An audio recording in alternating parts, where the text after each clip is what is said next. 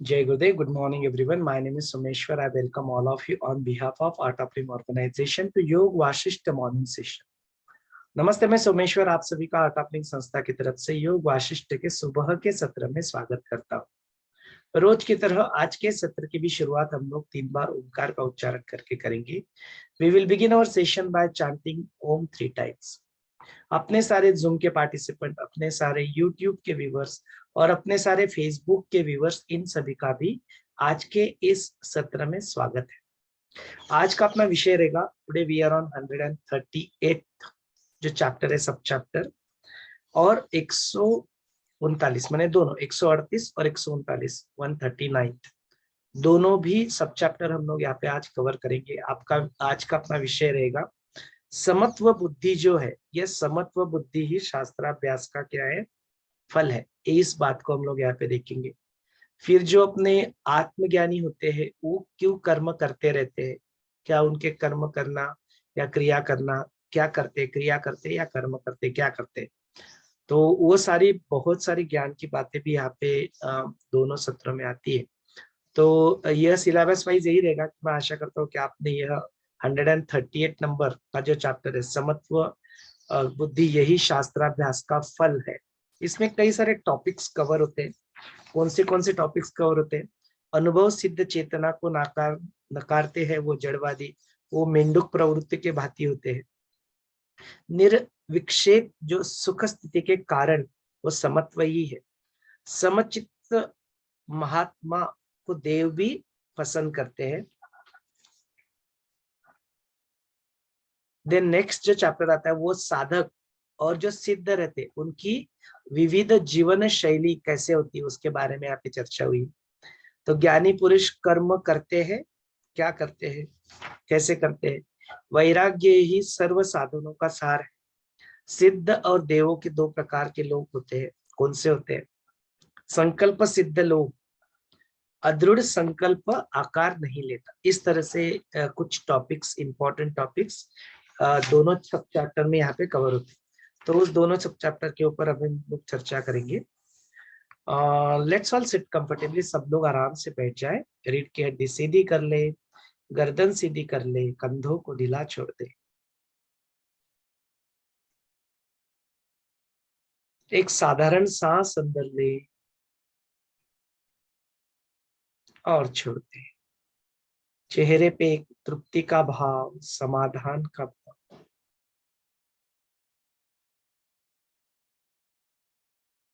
एक और गहरी लंबी सांस अंदर ले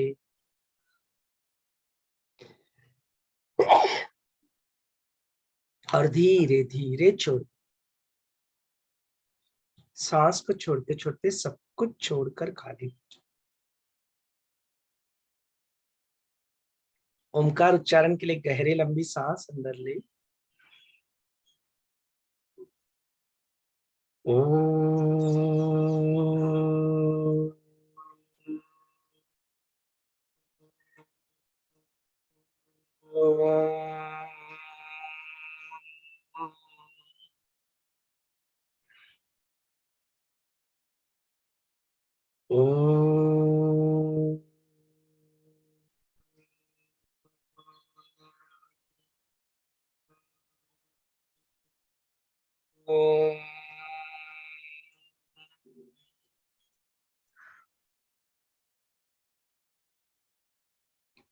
ओम।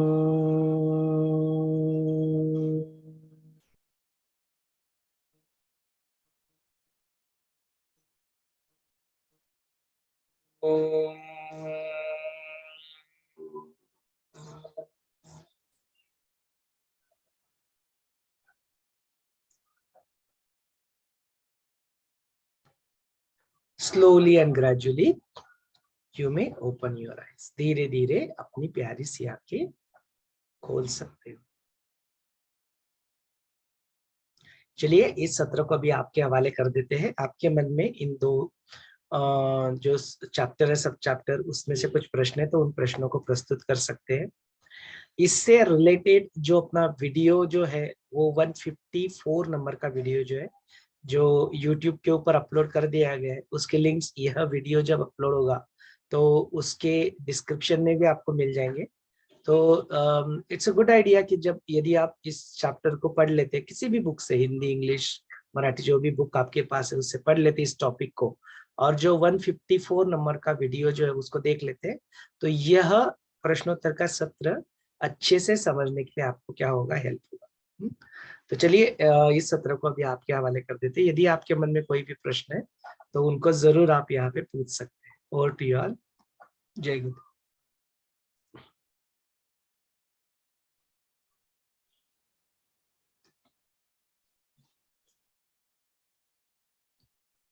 अस्मिता जी, आपके कुछ प्रश्न है, आप पूछ सकते हैं।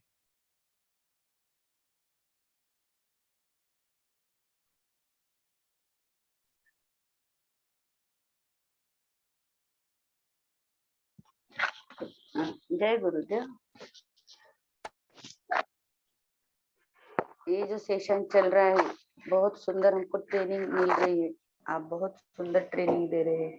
और अभी का जो चैप्टर है तो उसमें तो यही बताया है, और आपके माध्यम से हमें पूरा ट्रेनिंग मिल रहा है।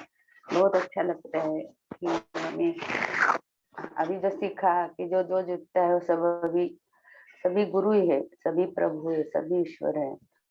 तो आप हमें बहुत ट्रेनिंग दे रहे हैं। बहुत अच्छा लगता है सुनते सुनते और पढ़ते पढ़ते, सीखते सीखते कि हमें भी वो स्थिति मिलनी चाहिए, हमें गुरुदेव बन जाए, हमें ईश्वर हो जाए। इस स्थिति में पहुंचने के लिए आप बहुत सुंदर ट्रेनिंग दे रहे हैं।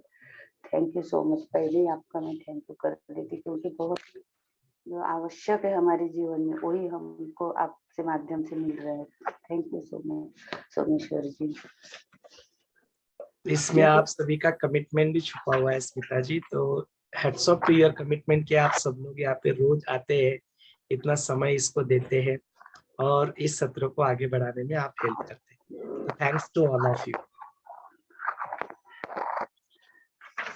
यहाँ जो बताया है समत्व बुद्धी हे शास्त्राभ्यासाचे फळ, तो समत्व बुद्धि आने के लिए तो कैसे आ सकती है, हमें समत्व बुद्धि कैसे आ सकती है, उसके लिए समत्व बुद्धि आने के लिए हमें क्या करना चाहिए, कौन सी चीजों की जरूरत है।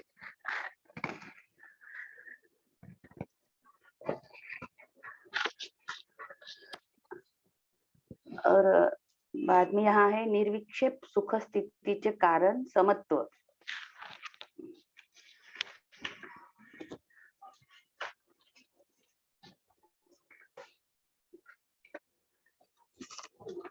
और ये जो समचित्त जो बताया है, सब लोग भी यही चाहते हैं, तो इसका भी महत्व कि कौन कौन चाहते, किन किन को लगता है कि समचित्त हमें आना चाहिए।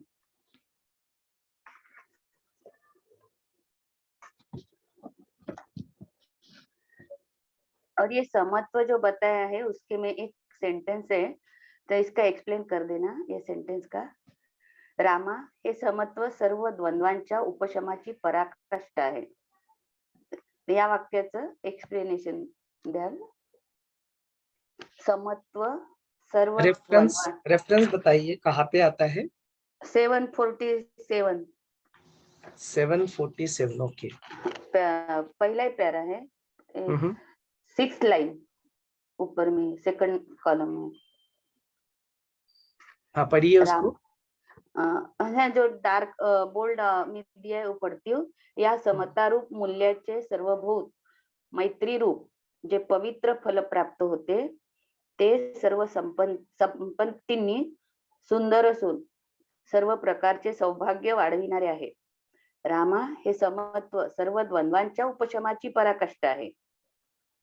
ते सर्व प्रकारच्या क्षोभांचा, मनुष्याला विकल दुर्बल करणाऱ्या, त्याचा बुद्धिभ्रंश करणाऱ्या राग द्वेषांच्या उर्मींचा व संतापांचा नाश करणारे आहे। ज्याचे सर्व शत्रू मित्र झाले आहेत व जो पदार्थांचे खरे स्वरूप जाणत असल्यामुळे साम्यरूपी अमृताने परिपूर्ण आहे, असा जनक राजासारखा एखादाच महात्मा असतो। असे जीवनमुक्त स्वचित्त रूप चंद्राचा जणू रसच व अमृताहूनही मधुर प्रसन्न अशा चित्त साम्याचा स्वाद घेऊनच जिवंत राहतात। तर इथे जे वाक्य आहे, समत्व सर्व द्वंद्वांच्या उपशमाची पराकाष्ठा आहे। करेक्ट करेक्ट, ठीक है, देखते हैं।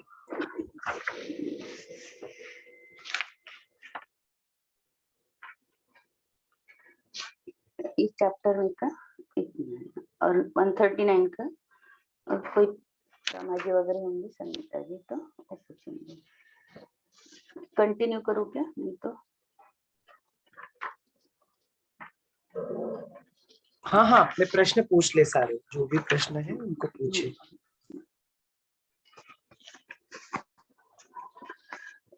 पेज नंबर 750 इस पे है वैराग्य हे सर्व साधनांचे सार। म्हणजे वैराग्य का महत्व, कि वैराग्य से क्या फायदा होने वाला है, हमें आत्मज्ञानी लोगों के लिए वैराग्य क्यों जरूरी है। और दूसरा, सिद्ध व देवांचे 2 प्रकारचे लोग बताए हैं। तो यहाँ पूछा है, राम जी पूछते हैं, हे ब्रह्मन, अंतरिक्षात आणि स्वर्गात राहणाऱ्या सिद्ध साध्य देव, यम ब्रह्मादि देव, विद्याधर, यक्ष, गंधर्वदिकांचे लोग कैसे दिखतात। तो राम जी बोलते, मुझे ये जानने की बहुत इच्छा है। तो ये इसका बताना।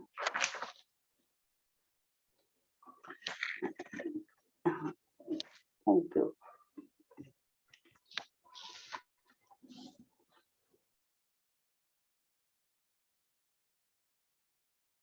हाँ, thanks for those questions Smita ji. और किसी के मन में आज का जो सत्र सुना या आपने जो कुछ पढ़ा होगा उससे एसोसिएटेड आपके मन में कुछ प्रश्न है क्या?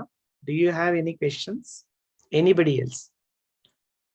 अयोध्या जी, मनीष जी, मीनाक्षी, नीला, प्रभा, प्रतिमा जी, किसी के भी कुछ प्रश्न है क्या?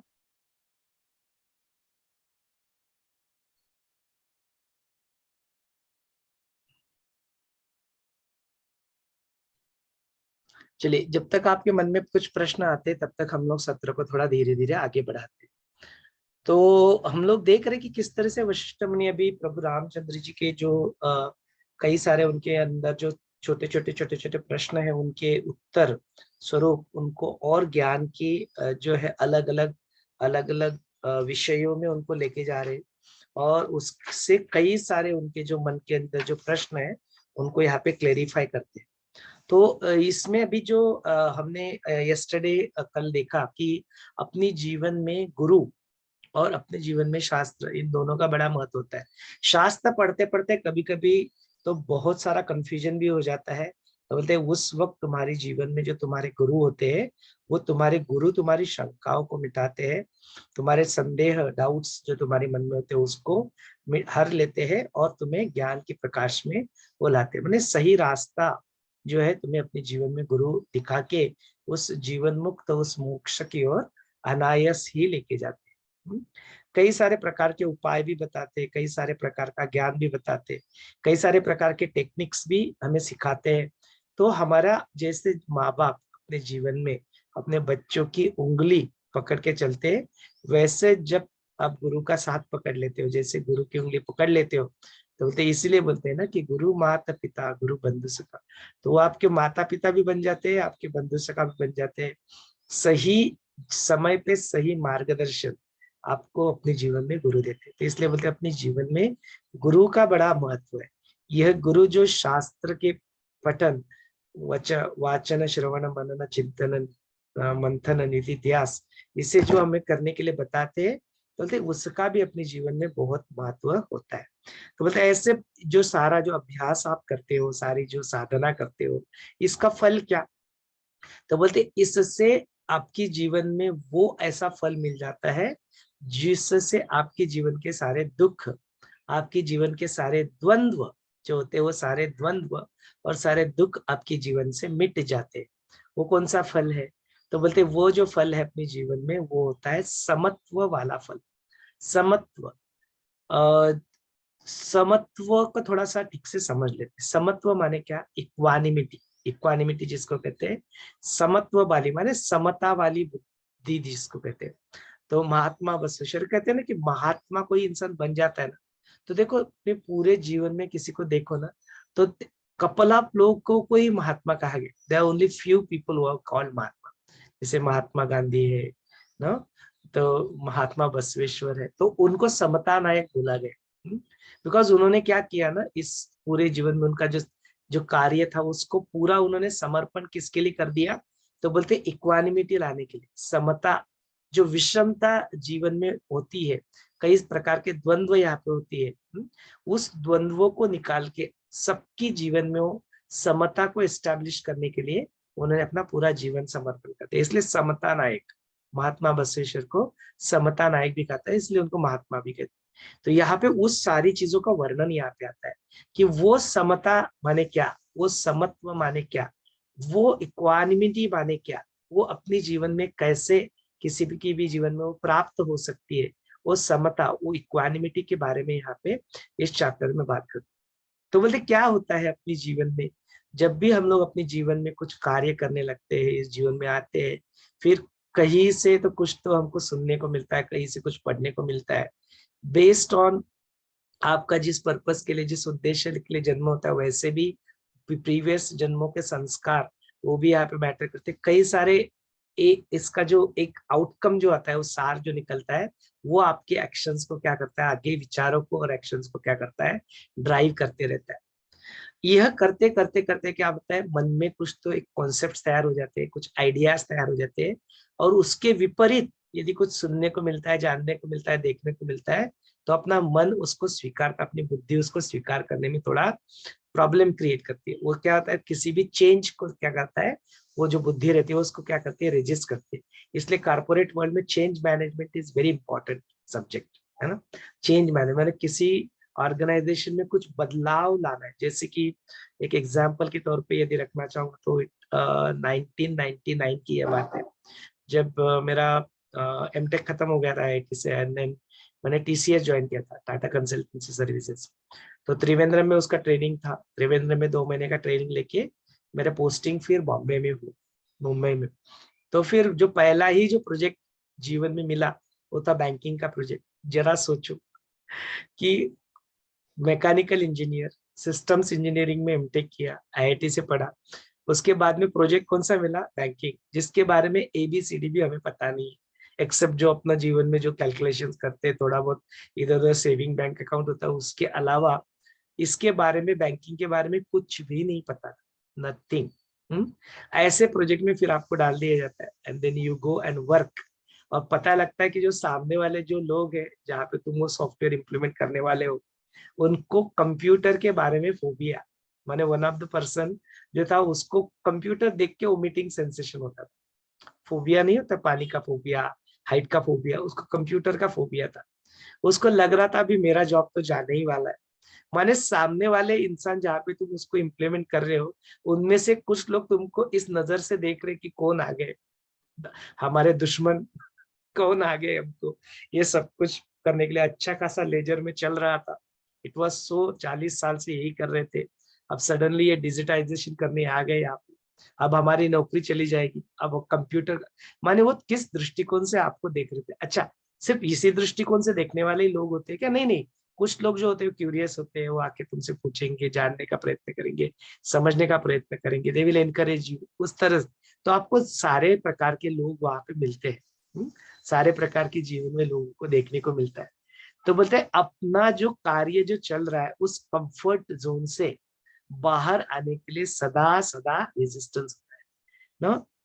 हर चीज का कुछ भी चेंज अपने जीवन में लाना है, तो अपना शरीर और अपना मन क्या करता है, उसको रेजिस्ट करता है कि नहीं नहीं नहीं, ऐसे नहीं।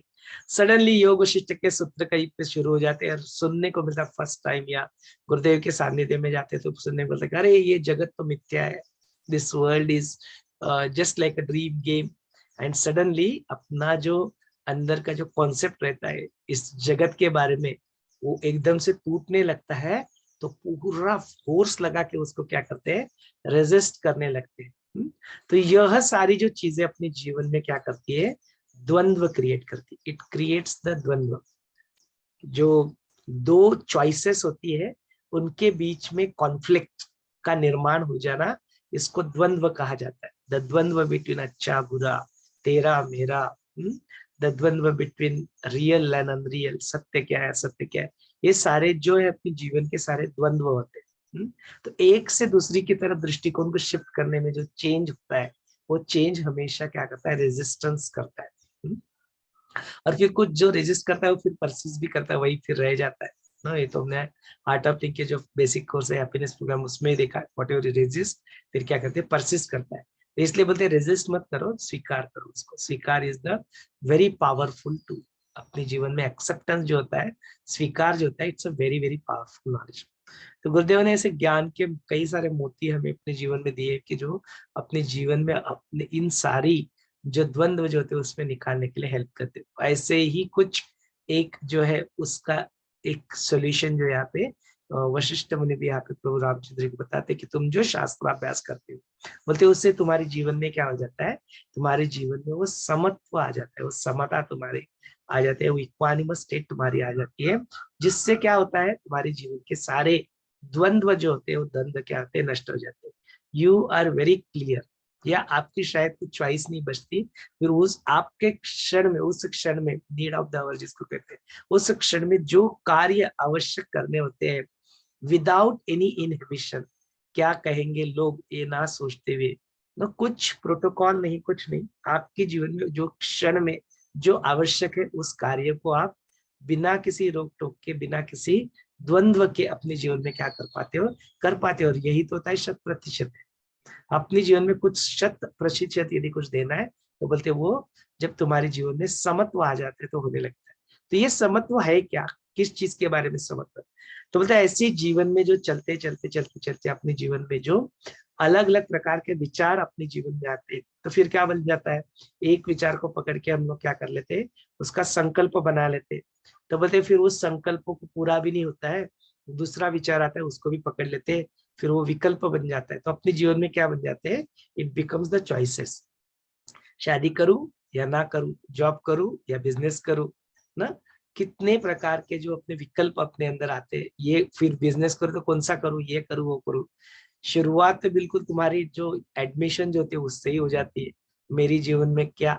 तो there was very beautiful serial आया था, क्या बनोगे मुन्ना, आपने शायद सुना भी होगा, टेलीविजन पे, it was a very famous serial. उसका सॉन्ग का टाइटल भी बड़ा सुंदर था, क्या बनोगे, क्या बनोगे, क्या बनोगे मुन्ना, क्या बनोगे, क्या बनोगे, क्या बनोगे मुन्ना। पापा कहते बनो डॉक्टर, मम्मी कहती अफसर, इंजीनियर बन जाओ भैया, बहना कहती अक्सर। पापा कहते बनो डॉक्टर, मम्मी कहती अफसर, इंजीनियर बन जाओ भैया, बहना कहती अक्सर। बच्चे के भविष्य में देखो मुन्ने का क्या हिस्सा, क्या बनोगे, क्या बनोगे, क्या बनोगे मुन्ना। बेचारे बच्चे को क्या जीवन में बनना है, उसके तरफ किसी का कोई ध्यान नहीं, उसको कोई पूछ नहीं रहा है कि उसको जीवन में क्या बनना है। बस अपने अपेक्षाओं का जो बोझा होता है सब उसके ऊपर डालते, जो अपनी जीवन में हम लोग कुछ कर नहीं पाए, बोलते मेरे बच्चे ने वो करना चाहिए। ऐसी अपेक्षाओं को लेके उसको जीवन में क्या करना है उसको पीछे छोड़ के, तुम ये करो, तुम वो करो, तुम ऐसा करो, तुम तैसा करो, ऐसा टोटल उसके ऊपर हम लोग क्या करते हैं, बोझा डाल देते हैं। तो बोलते वही से तुम्हारे जीवन में वो द्वंद्व जो होता है वो शुरू हो जाता है। ये खाना खाऊं या वो खाना खाऊं, ये अच्छा नहीं लगता, वो अच्छा नहीं लगता, ये स्कूल में एडमिशन लूं या इंग्लिश मीडियम में लूं, मराठी मीडियम में लूं, कौन सा करियर करूं। सारे जो अपने जीवन में जो कई सारे प्रकार के चॉइसेस आते हैं, and we are suppose to take a decision. कोई तो अपने जीवन में अपने को डिसीजन लेना पड़ता है, डिपेंडिंग अपॉन द संस्कार, डिपेंडिंग अपॉन अपने प्रारब्ध, नो, फिर वो सन्यास करे या नहीं करे, शादी कर ले या नहीं करे, नो, स्वामी बने या ऋषि बने, क्या ऐसे सारे द्वंद्वों से जो हम क्या करते हैं, गुजरते रहते हैं अपने जीवन में।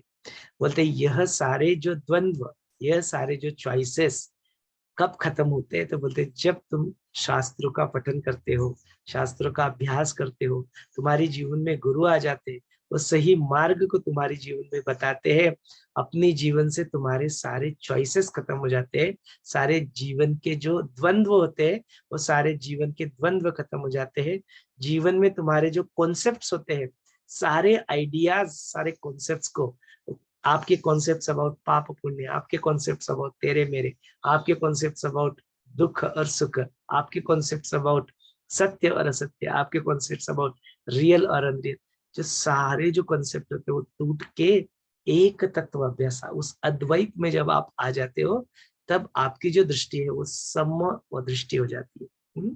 तो बोलते जो समाधि भी, जो हम लोग कहते हैं समाधि माने क्या, तो अपनी जीवन में समाधि, धी माने इंटेलेक्ट, गुरुदेव कहते हैं धी माने इंटेलेक्ट, सम माने इक्वानिमस, तो आपके जीवन में आपकी बुद्धि क्या हो जाती है, सम में आ जाती है, समता में आ जाती है, इक्वानिमस हो जाती है, इक्वानिमिटी में आप एस्टेब्लिश होता है, उसी को समाधि कहते हैं।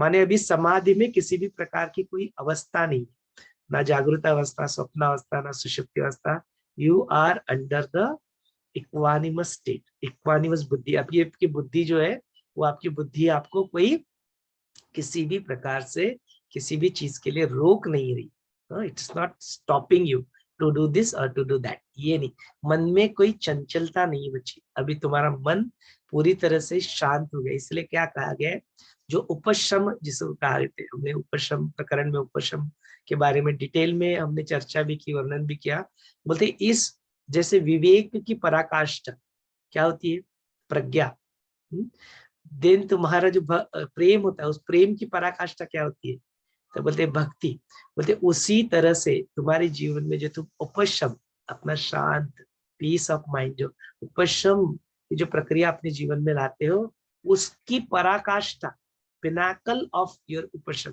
Pinnacle of your peace of mind यदि कुछ हो सकता है, तो बोलते दैट इज समत्व, that is the equanimity, that is the, तो बोलते ऐसी इक्वानिमिटी आपके जीवन में एस्टेब्लिश हो जाती है, तो ऐसे मेरू पर्वत के भांति वो अपने आप को स्थिर कर देता है, कि जीवन में किसी भी प्रकार की वस्तु, व्यक्ति, परिस्थिति आपके जीवन में आए और आप सदा सर्वदा के लिए उस स्थिति में एक मेरू पर्वत के भांति एक धैर्य के साथ ना, उस वैराग्य के साथ ऐसे टिक पाओ, डिस्पैशन आपके जीवन से कोई हिला ना पाए, बोलते ऐसी स्थिति यदि आप अपने जीवन में लाते हो, तो बोलते उस स्थिति को अपने जीवन में कहते हैं समत्व की भावना, वो इक्वानिमस स्टेट, उस समता को अपने आप जीवन में प्राप्त कर ले, तो उस इसको कहते हैं स्थित प्रज्ञ, माने जो बिल्कुल फर्मली एस्टैब्लिश्ड है into that Advaita, he is firmly established into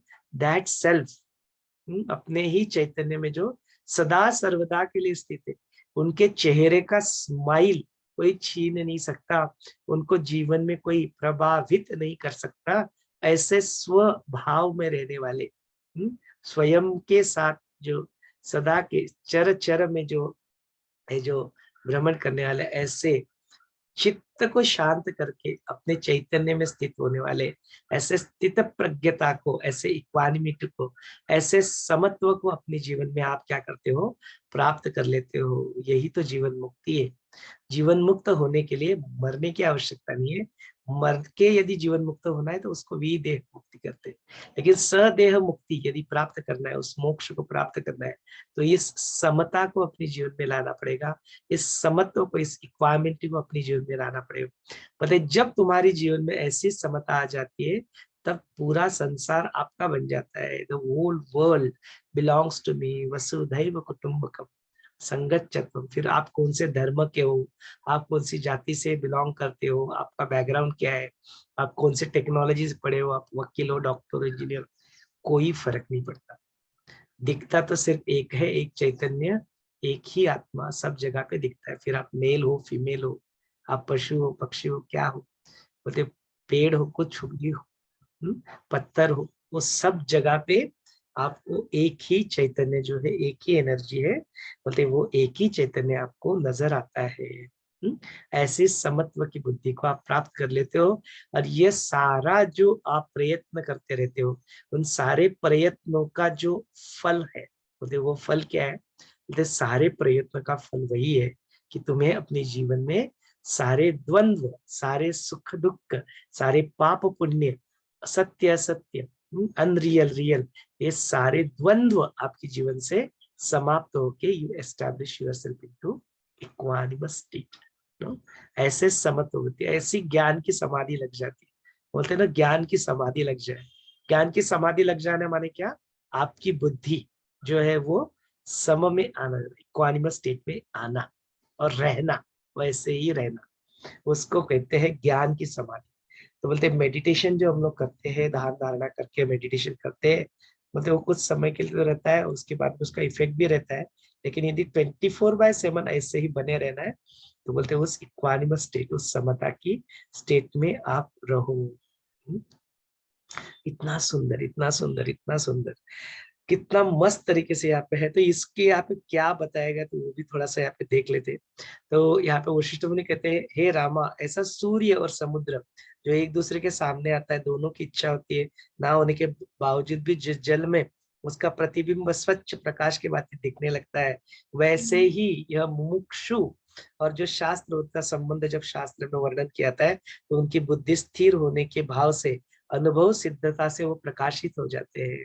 तो बोलते हैं ऐसे आत्म चेतना से स्फुरन आपका जो सत्य शिव सुंदर अनंतादि जो स्वरूप है वो स्पष्टपने लोगों को दिखाई लगता है। तो बोलते प्रकाश ज्ञान का जो होता ही है वो आपके अंदर तो आत्मा का चैतन्य है, लेकिन जो अज्ञान के बादल जो छाए रहते हैं उसकी वजह से वो दिखता नहीं है।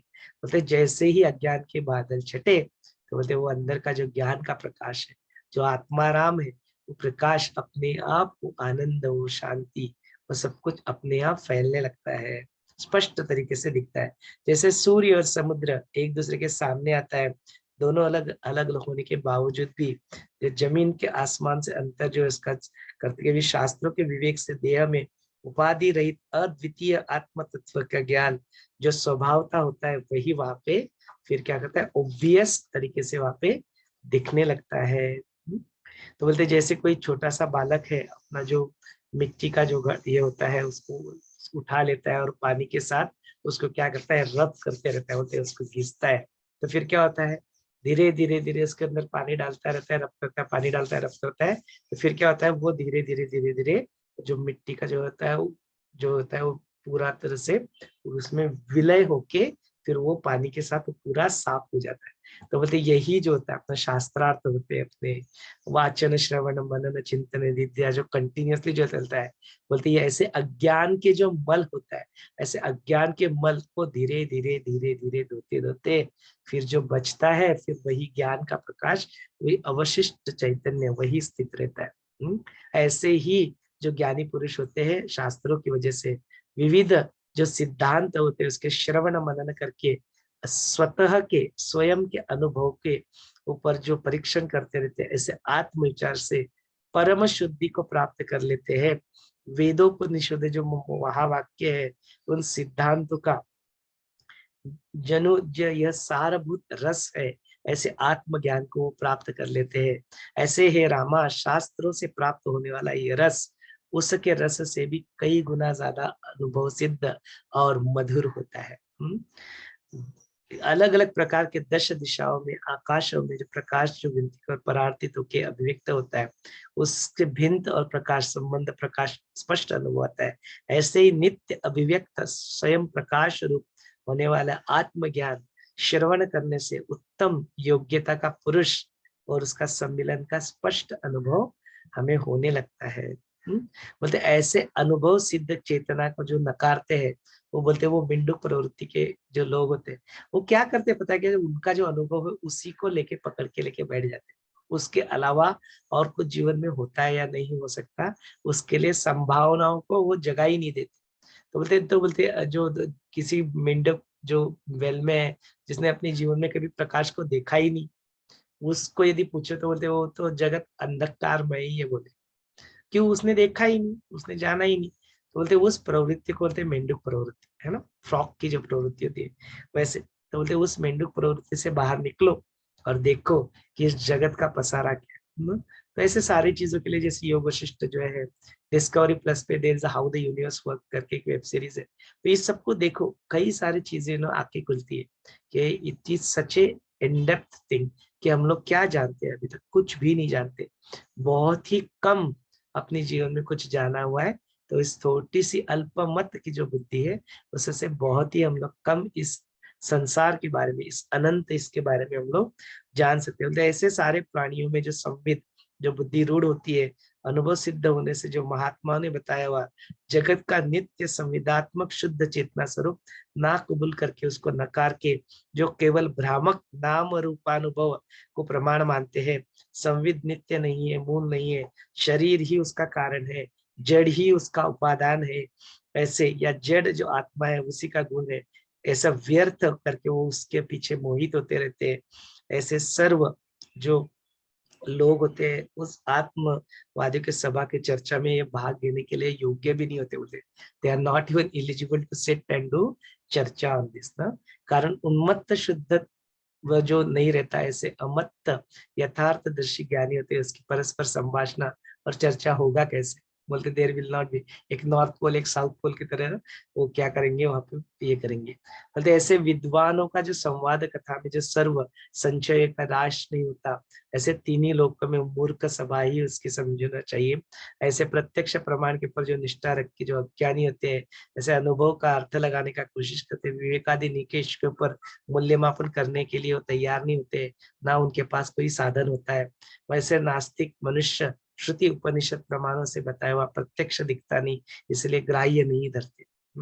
ऐसे बताते विवेक रहित और तर्क शून्य का जो बात करते हैं, सिर्फ वल्गना से विचार जो करते हैं, ऐसे शब्द से जो आस्तिक जो पाषाण के बरी को कठोर बांसते हैं, ऐसे शहाने लोग, ऐसे अडानी अंधारकारी लोगों को जो मेंढक जो होता है उसके भांति वो समझते हैं। तो ऐसे कारण से पूर्वापार विचार छोड़कर वर्तमान दृश्य विषयों में रमने वाला बुद्धि से पशु के भांति वापस स्थित होता है। बोले तत्वज्ञानी लोग प्रश्न करते समय वेद शास्त्र सिद्ध अनुभव सिद्ध ऐसे विचार बताते हैं और जिज्ञासु होते हैं उसके संचयन को नष्ट करते हैं। जो उपाय और जो विवेचन धर्म अर्थ काम इनकी सिद्धि के लिए मोक्ष विद्या बते, उसके उससे मोक्ष विद्या प्राप्त होगी ऐसा नहीं बते। काम धर्म अर्थ काम करते करते तुम्हें मोक्ष विद्या प्राप्त होगी नहीं, उसके लिए तुम्हें वो आत्म विद्या, उस आत्मदर्शन सेल्फ रियलाइजेशन, मतलब वो एक ही मार्ग है, उसी से तुम्हें वो प्राप्त होगा। मतलब ऐसे बहुश्रुत विद्वानों के चर्चा में मान्य होता है, लेकिन वो महत्व का नहीं है। अविद्याओं का जो भाग होता है वो आत्मज्ञान का कारण होता है, उसके श्रवण है, इसके समत्व बुद्धि प्राप्त होना, यह ज्ञान होना, यही जागृति अवस्था और अंतर्यामी जो निर्विकल्प शांति का अनुभव आता है, वो साम्य और समत्व बुद्धि ही है।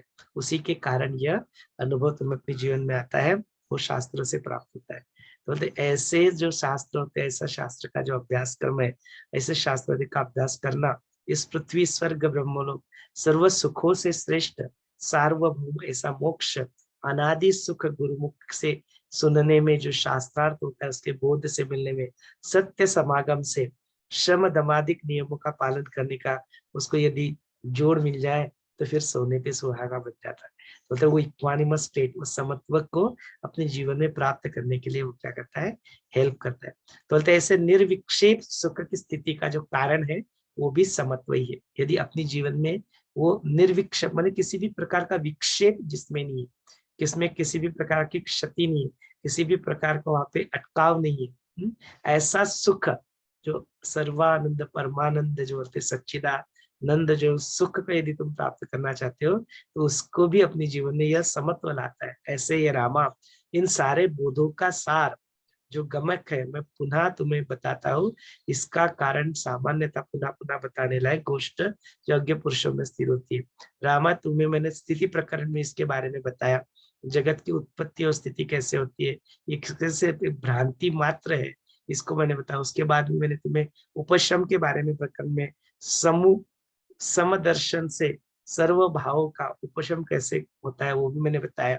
जगत में उत्पन्न अत्यंत उपशमशाली पुरुषों के साथ कैसे व्यवहार करना चाहिए, यह विषय अनेक कथा प्रसंगों से मैंने तुम्हें यहाँ पे बताया, अनेक युक्तियों से, अनेक उपाय क्रमों से, साधनाओं से परम उपशम को प्राप्त होकर निर्वाण के सुख में कैसे रहना, यह निर्वाण प्रकरण में मैंने यहाँ पे तुम्हें बताया। बोलते ऐसे कथनों से में जो प्राप्त पुस्तक प्राप्त हुई है, ऐसे तज्ञों ने संसार दृष्टि में कैसे रहना चाहिए, कैसे उसका कार्य होना चाहिए, यह बहुत सुनने लायक बात है। बोलते तुम उसको भी सुनो। रामा, इस जगत में जन्म लेके तुम्हारे जैसे जो छोटे जो बालक होते हैं या यौवन में आके जो युवक होते हैं, ऐसे जगत स्थिति के स्वरूप को यथार्थ रीति से अच्छी तरह से जान लेते हैं, और उसके बाद में उसके अनुसार उसके अनुरूप जो अपने मन में विकल्प रहित होके, विक्षेप रहित होके, शंका रहित होके रह के अपने सारे जो कार्य है, अपने सारे जो प्रारब्ध से उत्पन्न हुए अपने जो सारे कार्य करते रहते हैं, बोलते वही सर्वश्रेष्ठ कहलाते हैं। सर्व विषयों के प्रेम को उत्पन्न करने वाला विश्वास, उनकी जीवन में उत्पन्न करने वाला यह समता, संपूर्णता, उसका वो आश्रय करके इस जग में क्या करते हैं, विहार करते रहते हैं।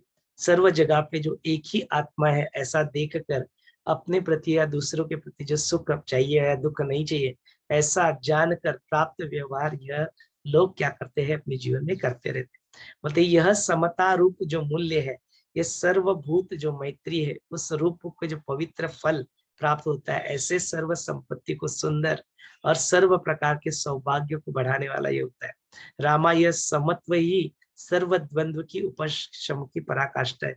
यह सर्व प्रकार के क्षोभों का मनुष्य विकल्प दुर्बल करने वाला, बुद्धि भ्रंश करने वाला, राग दिशादी उर्मियों का संतापों का नाश करने वाला। इसके ऊपर स्मिता जी का प्रश्न था, जो सत्र की स्टार्टिंग में हमने जो सारा जो देखा, एक भूमिका जो बनाई थी, उसमें उस प्रश्न का उत्तर हमें मिलता है कि कैसे यह समत्व जो है वो सारे द्वंद्वों का अपने जीवन से नाश करता है। वही चीज यहाँ पे भी बोली है। मतलब ये सारे शत्रु मित्र जो होते, सारे पदार्थों का सारा जो स्वरूप होता है, ऐसे साम्य रूप अमृत से यह परिपूर्ण होते हैं। ऐसा जनक राजा जैसा एखादा ही जो है, एक ही जैसा महात्मा यहाँ पे होता है। ऐसे जीवन मुक्त स्वच्छित रूप चंद्र के भांति, रस के अमृत भांति मधुर और प्रसन्न चित्त सामर्थ्य का स्वाद लेके जीवंत रहते। बोलते there are very few such people who go into this समत्व के लेवल पे जाके और अपने जीवन को सार्थ बना के अपने जीवन में रहते हैं। So it just giving an examples of that. अपने जीवन में जैसे गुरु को हम लोग अपने जीवन में देखते हैं, ऐसे समत्व की जो जीवन में अपनी फॉलो करते हैं, सबको साथ लेके चलते, किसी का द्वेष नहीं, किसी को नकारते नहीं है ना। किसी भी धर्म से आप आओ, हिंदू मुस्लिम सिख ईसाई, किसी भी देश के वो आप कोई भी भाषा आप बात करते हो, बोलते वो एक ही प्रेम की भाषा ना, वो एक ही शांत जो समाधि जो है सबकी लगाते हैं, सबको उसमें ज्ञान में आगे बढ़ाते हैं। ऐसे वसुधैव कुटुंबकम, this whole world belongs to me, पूरा संसार मेरा है। ऐसी समत्व की भावना को लेके जो चलते हैं, जो हमें भी सिखाते हैं, बोलते ऐसे महात्मा अपने जीवन में होते हैं। बोलते ऐसे समचित्व महात्मा को देव भी उनको पसंद करते हैं। बोलते they are also love to be in the vicinity of such people. ऐसे साम्य का अभ्यास करके जिस पुरुष में एक आध दोष होता है, वो दोष भी उनको गुण जैसा लगता है, दुख सुख जैसा भासता है, मरण नित्य जीवन होता है, रमणीय पुरुष, करुणा, मुदिता आदि जो स्त्रियां पूर्णपणे वश होता है, ऐसे स्व कार्यों में पर कार्यों में सम रहने वाला, सरल व्यवहार करने वाला महात्मा, अबाल वृद्ध गरीबों से श्रीमंत लोग जो थे, बोलते वही नहीं सिर्फ सारे, उनको देव भी उनको पसंद करते। बोलते ऐसे है रामा, सदाचारी, सर्व जनहित में तत्पर, अतिशय आनंद स्वभावित समचित्त पुरुष को अग्नि भी नहीं जला सकता, पानी उसको भिगा नहीं सकता, सर्वभूत के अनुकूल होता है। ऐसा माने वही नैनम चिन्नंति चक्राणी नैनम दहति पावका जो है ना, उसी परमात्मा स्वरूप में ही वो रहता है। वो चैतन्य स्वरूप में ही अपने जीवन के सारे कार्य को करते हुए दिखाई देता है, तो कोई उसको हिला नहीं सकता ना। ऐसे इक्वानिमस स्टेट में आ जाता है, वो स्थित प्रज्ञ बन जाता है, तो कोई इसको हिला नहीं सकता। ऐसे सम्यक आचरण करने वाला जो तत्व ज्ञान है, ऐसा मित्र, बांधव और शासनकर्ता के रूप में व्यवहारी जन उसको चतुर रूप में, बुद्धिमानी रूप में उसके ऊपर विश्वास रखते हैं। इतना ही नहीं तो बोलते शत्रु भी उनकी योग्यता को जान के वो अवेयर रहते। ऐसे समदर्शी तत्वज्ञानी अनिष्ट से जो उसके इष्ट को जो हर्ष, अनिष्ट कुछ होने वाला होता है तो उससे दूर नहीं भागता, या जो कुछ इष्ट होने वाला है उसमें हर्ष नहीं मानता, या कोई भी किसी भी प्रकार की बड़ी बड़ी दुखों में भी जो अपने आप से बिल्कुल हिलता नहीं है, क्षण क्षण के सुख दुख से हंसने वाले रोने वाले जगह को देख के जो अंदर ही अंदर मुस्कुराता है, ऐसे स्वतः विवेकी निरामय विवेक के उपदेश से इतरों को जो उज्जीवित करता है, दूसरों को भी जीवन मुक्ति के राह पे जो लेके चल पड़ता है, ऐसी स्फूर्ति जो देता है, उचित ऐसे पुरुष जो होते हैं सर्व सामने के हित के लिए क्रोध का आविर्भाव आन के जो कभी कभी बात भी करता है, जो दिखावा भी करते कभी क्रोध का सामने वाले के हित के लिए, ऐसे उसका परिणाम लेकिन अमृतकारी ही होता है, हितकारी ही होता है। ऐसे जीवन मुक्त के बारे में यहाँ पे कहा गया। तो बोलते जो जो जो ऐसा करता है, इस न्याय को धर के जो करता है, इसके अनुचित जो कर्म की जो निंदा करता है, ऐसे सर्व सामान्य जन उसके अनुकरण करते हैं। तो ऐसे समदृष्टि के पुरुषों का छोटा छोटा कर्म हो या पूर्वज किए हुए सारे जो कर्म हो, क्वचित ही उस लोगों विरुद्ध चीजें उनके हाथ से होती है, ऐसे सारे लोग उनका कौतुक करते हैं। रामा ऐसे समाज में सर्व स्तर पे ऐसे समदृष्टि आदर्श पुरुषों की जो है उदाहरण है और आज भी विद्यमान है।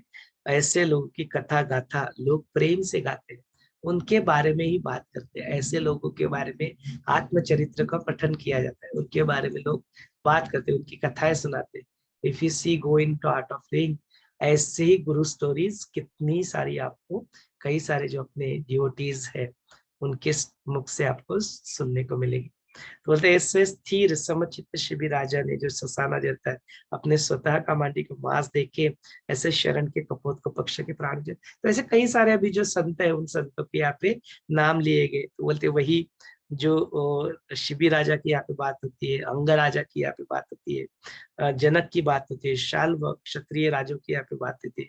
देह धारणा को कारण होने वाला व्यवहार समबुद्धि से करने वाले जो कुंडप नाम का एक मातंग समाज का पुरुष है, उसके बारे में जो मुबदला देके अपनी गाय को देता है और फिर उसके ब्राह्मणों को 5 चिकन से निकाल के उसी गाय को पुष्कर से फिर से ब्राह्मण को दे देता है और ऐसे करते करते मुक्त हो जाते हैं, देवत्व को प्राप्त हो जाता है।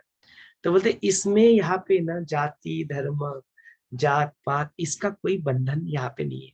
हाँ, आत्मज्ञान को प्राप्त करने के लिए सब में वही एक ही चैतन्य होने का कारण सब लोग इसके लिए सक्षम होते हैं। तो बोलते हैं इसे ही कदम्ब वन में एक राक्षस जो चिकाटी से चित्त सामस्य का जो अभ्यास करके प्राण घातक जो अपनी हिंसक वृत्ति को नष्ट करके पवित्र हो जाता है, नंदन वन में ऐसे ही कपदर्प कपर्दन नाम का एक राजा अनुरुक्त होकर अपने अप्सराओं के पीछे अधीन नहीं होता, पुनः अपने राज्य को त्याग करके समचित्त की इसमें विंध्याचल में आके अरण्य के काचरी झुड़पों में बैठ के दलवलित निश्चल रहता है।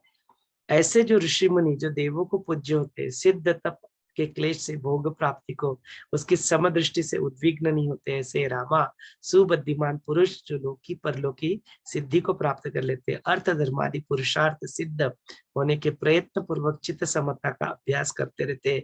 इसलिए मरण की इच्छा भी इसमें नहीं होती और जीवन की आसक्ति भी इनमें नहीं रहती।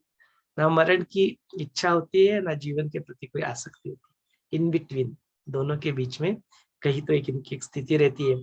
यह लोग यथा प्राप्त व्यवहार तो करते हैं लेकिन हिंसा नहीं करते, किसी को दुखाते नहीं है, दोषों की तरफ दुर्लक्ष्य करते हैं, सुख दुख में समचित्त रहने वाला यह पुरुष फिर वो अशिक्षित हो हीन हो किसी भी कुल का हो, समदृष्टि से बल से श्रेष्ठ आदर प्राप्त करता है, पवित्र मूर्ति बन के यह लोकोपकार में सर्वत्र संचार करता है।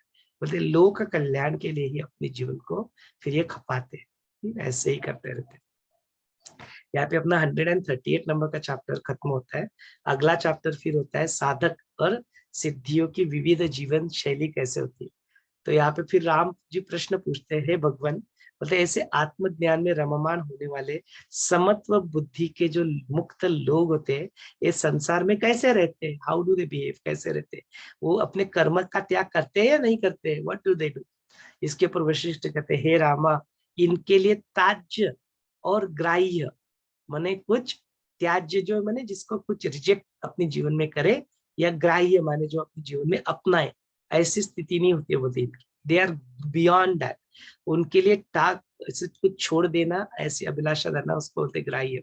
ऐसी प्रकार की बुद्धि उनकी पूरी तरह से क्षीण हो चुकी थी और पूरी तरह से समत्व में आ चुकी थी। समाधि की अवस्था उनकी, ज्ञान की समाधि उनकी लक्ष्य होती है।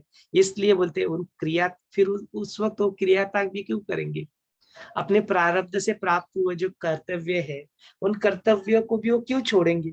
छोड़ते नहीं, बोले उन सारे कर्तव्य को भी क्या करते हैं, अपने जीवन में करते रहते हैं, सारी क्रियाओं को करते रहते हैं, लेकिन उसके चित्त के ऊपर कोई प्रभाव बनने नहीं देते, माने कर्म नहीं होने देते, अपने संस्कार उसके नहीं होने देते। जीवन मुक्त स्थिति में प्राप्त कार्य को क्या करते हैं, बिकॉज़ कार्य छोड़ के भी क्या हो जाएगा, कार्य छोड़ के क्या कर लेंगे, बोलते नहीं, कार्य को जो अपने प्रारब्ध कार्य को करते रहते हैं।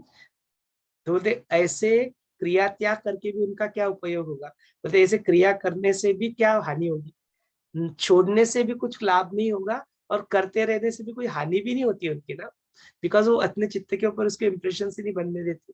तो बोलते ऐसे क्रिया करते रहने से भी क्या हानि होगी, कोई प्रॉब्लम नहीं होता। बोलते ऐसे लिए इसे रामा, ऐसे ज्ञानी पुरुष किसी भी प्रकार का उद्वेग मन में उत्पन्न हो ऐसे जग में कुछ नहीं करते। बोलते ऐसी चीजों से वो परे रहते हैं। बोलते आग्रह पूर्वक किसी कुछ करने के लिए बोला बोला जाए तो वो ऐसा कुछ नहीं रहता है। बोलते ज्ञानी पुरुष अपने कर्म करने के लिए, कर्म त्याग करने के फल के लिए मैं करता हूँ, और मैं पुण्य पाप संस्कार और सुख दुख को, ऐसी जो मालिका जो सतत चलती रहती है, उस भोग भी उनको भोग लगते नहीं। अपने जन्म स्वभाव के अनुसार जो प्राप्त कर्तव्य जो करते रहते हैं, ऐसे है रामा, तब तक जब तक ये शरीर की मूवमेंट चल रही है, हलचल इस शरीर की चल रही है, तब तक बोलते यह सारे जो अपने शुभ कर्मों को, सदाचार को, मार्ग की जो गति होती है वो करते रहते, इतर चीजों को मन में नहीं लाते, उसमें से ये करके ऐसा करना है, वैसे करना है, इससे मुझे दुख प्राप्त हो जाएगा, ऐसे परम धर्मो भयावा, दोनों जगह से अपने हाथ से कर्म होते रहते, सत कर्म में चलते रहते, उसमें उनका क्या दोष है, बोलते हो करते रहते नो।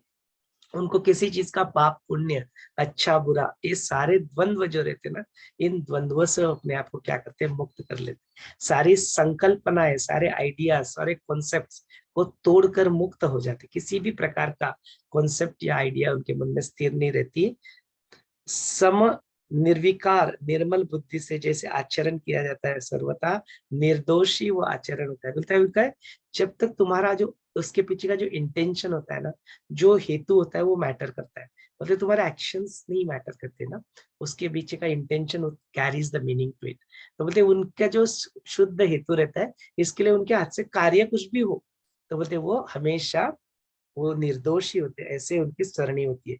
रामा ऐसे पृथ्वी तल पे जो लोग होते हैं, अलग अलग प्रकार की दृष्टि से जानते हैं, वो लोगों के साथ विषाद न करते हुए दूषित वातावरण में भी वो कर्म करते रहते हैं। तुम्हारे जैसे लोग वीतराग तज्ञ राजपुत्र अनासक्त बुद्धि से विक्षेप रहित होके, विचलित न होते हुए राज्य कारभार करते रहते हैं। आचार निष्ठ पुरुष वेदाज्ञा जो होते हैं उसको पालन करके वे अग्निहोत्री का अग्न करते रहते हैं। देव पितर मनुष्य पशु पक्षी आदि को संतुष्ट करके अवशिष्ट जो बचता है उसी अम्ब को अमृत जानकर उसी का अन्न का वो खाते रहते हैं। कुछ लोग जो होते हैं ध्यान धारणा में वहां पे बैठ जाते हैं, कुछ लोग देव पूजन करते हैं, कुछ लोग मन से सर्व परित्याग करके तत्वज्ञ करके जो होते हैं अज्ञ सर्व कर्म के प्रति तत्पर रहते हैं। बोले कई सारे प्रकार के लोग तुम्हें कई सारी जगह पे मिल जाएंगे जो इस स्थिति को प्राप्त करने में सक्षम भी होते हैं और प्राप्त भी कर चुके होते हैं, लेकिन बाकी के सारे जो होते हैं कार्य करते रहते हैं।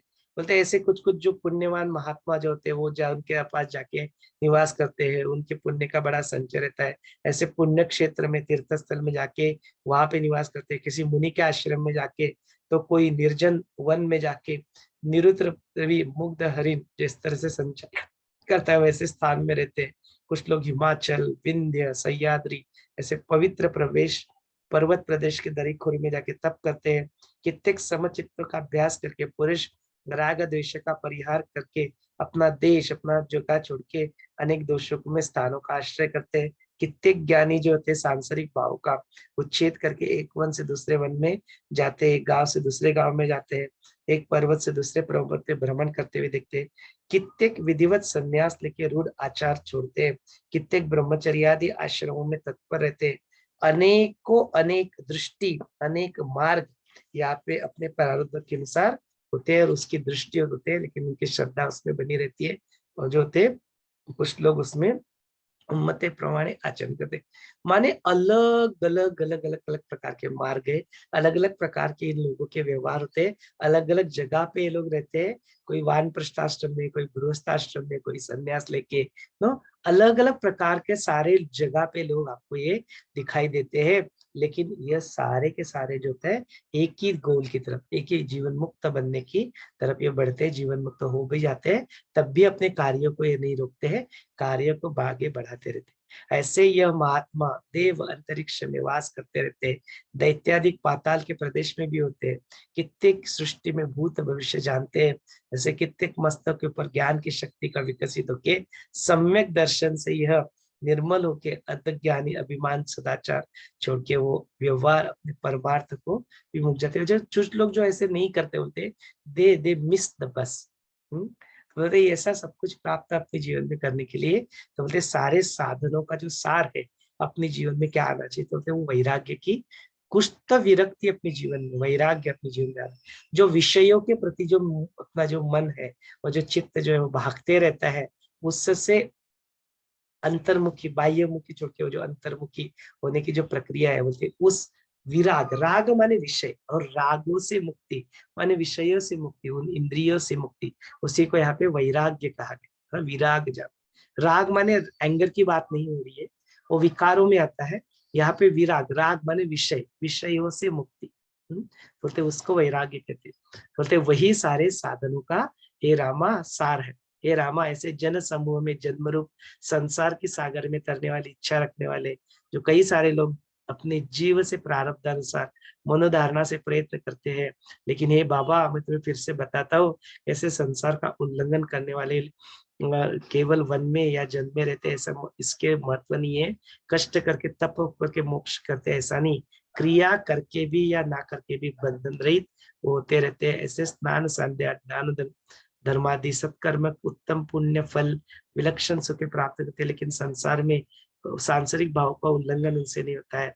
तत्व ज्ञान की पूरी नस नस में और स्वभाव बन जाता है। ऐसे ही संसार के सागर के तरने का जो उपाय है, यह अनासक्ति और वैराग्य, इसी का अभ्यास, यही सर्व साधनों का सार होता है। मतलब कहीं पे भी तुम रहो, कुछ भी कार्य करो, लेकिन उन कार्य को करते करते अपना 100% देने के बावजूद भी उसके अंदर फंसे नहीं। आपका जो मन है उससे पूरी तरह से, माने वो करके कुछ तृप्ति प्राप्त होगी, समाधान प्राप्त होगा, आनंद प्राप्त होगा, ये नहीं। आनंदी है, तृप्त है, समाधानी है, और फिर कार्य कर इस तरह की जो जीवन मुक्त की स्थिति थे, बोलते ऐसा वैराग्य, ऐसा डिस्पैशन उनके जीवन में आ जाता है। बोलते वही सारी साधनों का सार है। सारे जो तुम साधन करते हो उसी वैराग्य की प्राप्ति के लिए ही करते हो। बोलते मन से इष्ट वस्तु जो होती है उसको, जो अपने सारे जो कर्म रहते हैं ऐसे धैर्य से उसको साथ रहते रहते, बोलते सारी जो जीवन में ऐसे रहते, तो बोलते वही अपने जीवन में जो सत्संग क्षम दम संयम संपत्ति, जो सारे षट संपत्ति उनकी सारी बात होती है, जो अलग अलग प्रकार के श्रवण आदि उपायों के जो होते हैं, जो मन का संशय रहित तत्व प्राप्ति होती है, ऐसे निर्द्वंद्व जिनके जीवन से पूरे द्वंद्व खत्म हो चुका है, शांत असंसक्त जिनकी जीवन से आसक्तियां खत्म हो जाती है, ऐसे मल रहित मन, विषयाकार ना होके रजतम रहित सत्य रूप से जो सर्वाधार जो आत्मा तद्रूप है, वही बन के वो रहते हैं अपने जीवन में। वैसे ही विहार अपने जीवन में वो करते रहते हैं। बोलते हैं ऐसे जो लोग होते हैं, फिर वहां पे जो सिद्ध और जो देव लोग होते हैं, इनके दो प्रकार यहाँ पे बताए गए। तो बोलते हैं ऐसे ही रामा, ऐसे ही जिज्ञासा जो होती है, ऐसे प्रश्न से महर्षि वशिष्ठ उसके सामने प्रस्तुत करते हैं, ये ब्रह्मन अंतरिक्ष में स्वर्ग में रहने वाले सिद्ध साध्य देव, यम ब्रह्मादि देव, विद्याधर यक्ष गंधर्वादि लोग कैसे दिखते हैं, यह जानने की मेरी इच्छा हो रही है। प्रभु रामचंद्र जी यहाँ पे पूछते हैं, बोलते वशिष्ठ मुनि कहते हैं, रामा यह सर्व सिद्ध साध्यादि देव विद्याधर यक्ष किन्नर अपूर्व भूते तैसे महात्मे, ये सारे लोग, उनका स्थान कैसा होता है ये सुनो। बोले एक तो ये ऐसे लोग जो होते हैं वो सर्व प्रतिदिन या प्रतिरात्र स्वतः आसपास या दूर, नीचे या ऊपर, कहीं पे भी तुम्हें देखने को मिलेंगे। इसका अवलोकन किया तो उनके विषयों में मन इसका विचार लाया, तो वो दृश्यमान भी हो सकते, कभी भी कहीं पे भी अपीयर हो सकते, कभी भी कहीं पे भी डिसअपियर हो सकते। उनकी सृष्टि में इतर स्थूल अदृश्य पदार्थ जैसे नहीं होती, जैसे तुम जिनको चीजों को देखते हो वैसे उनका देखने का करने का विचार जो होता है वो अदृश्य होकर दिखते भी नहीं। मतलब ऐसे सारे सिद्ध लोगों के दो प्रकार होते हैं। इसमें सृष्टि भूलोक में अंतरिक्ष व स्वर्ग भू स्व में यह त्रिभुवन, तो भू भुव स्व जो हम लोग बोलते हैं ना गायत्री मंत्र में ओम भू भूरस्व, वैसे वो सारे त्रिभुवन में और उसके परे जो है महत, जिसको बोलते हैं ना, बोलते हैं वो महत, बोलते गुरुदेव भी इसके बारे में बोलते हैं, जो महत को जानता है, जो महत को पहचान चुका है वो महत, महत बोलते उस महत को जान चुका है, उस महर के पलिगड़े जो मह होता है उस महत को जो जानता है। जन तप सत्य, ऐसे चार प्रकार के लोग होते हैं, स्थानता दूर होते हैं। लेकिन जो दूसरी जो सिद्धों की जो जी संकल्प निर्मित जो स्थान स्थान के होते हैं, जो सर्वत्र संचार करते हैं, ऐसे सिद्ध लोग होते हैं। भूअर माने भूअ माने अंतरिक्ष और स्वर्ग, ये जब इसके परिचित लोग हैं ऐसे स्वरूप होते हैं, वो फिर वो सारे सर्व विश्व में व्याप्त होते हैं। ऐसे दोनों प्रकार के जो लोग दर्शन होने के लिए योगाभ्यास, एकाग्र चित्त से धारणाभ्यास करने की आवश्यकता होती है।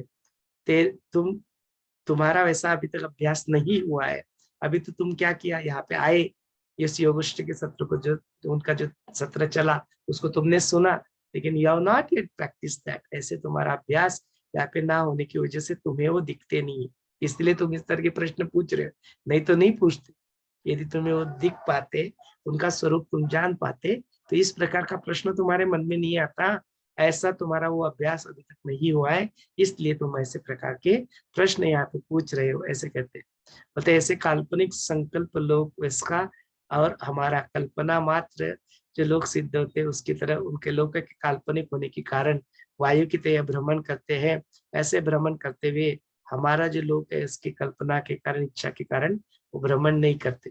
सिद्ध महात्मा लोग मात्र उनकी इच्छाओं के कारण भ्रमण करते थे। तो वही होता है कि जो अभी तक जिनका इतना अभ्यास नहीं हुआ उस तरह से स्थूल शरीर से ही भ्रमण जानते हैं, लिंग देह से, सूक्ष्म देह से भ्रमण करना, चैतन्य में स्थित होकर उसी लेवल पे ऑपरेट करना। तो सामान्य लोग इसको नहीं जानते, उसका एक्सेस उनको नहीं होता है। लेकिन लोग जो सिद्ध होते हैं मतलब वो उस स्थिति में अपना भ्रमण भी कर सकते हैं, उस स्थिति में ट्रैवल भी कर सकते हैं, उस स्थिति में जो अलग अलग स्वरूप में धारण भी कर सकते हैं, ऐसे यह सिद्ध होते हैं।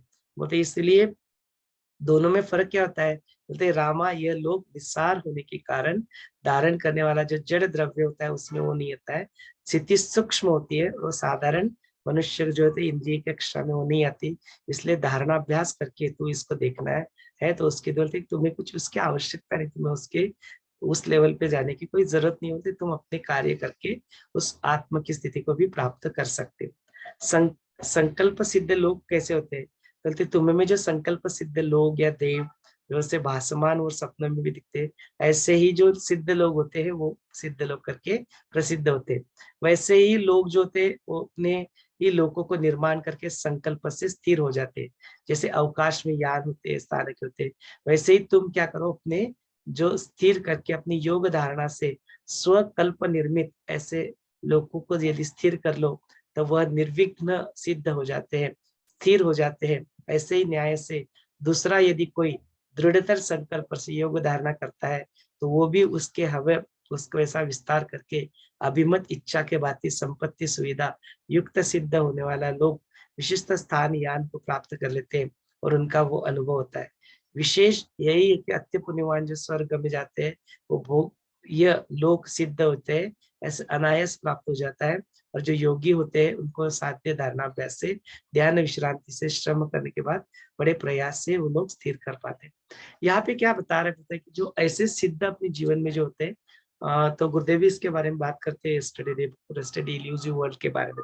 उनका एक एजीए था 2 वीक पहले हुआ, तो उसमें गुरुदेव बता रहे थे इसके बारे में। तो बोलते क्या होता है, यह सारे जो अपने हम लोग जीवन में साधना, सेवा, सत्संग, ये सब कुछ जो सुदर्शन क्रिया, ज्ञान मेरे ना, तो बोलते क्या होता है, तो बोलते तुम्हारे जीवन में तुम्हारी कुछ इच्छा हुई, बोलते ये पहले तो बार 10-10, 15-15, 40-40, 30-30 साल में बहुत ही कम कुछ ऐसी इच्छा जो जीवन मुक्त होते हैं उनकी जीवन में उत्पन्न होती है, बोलते बहुत ही कम।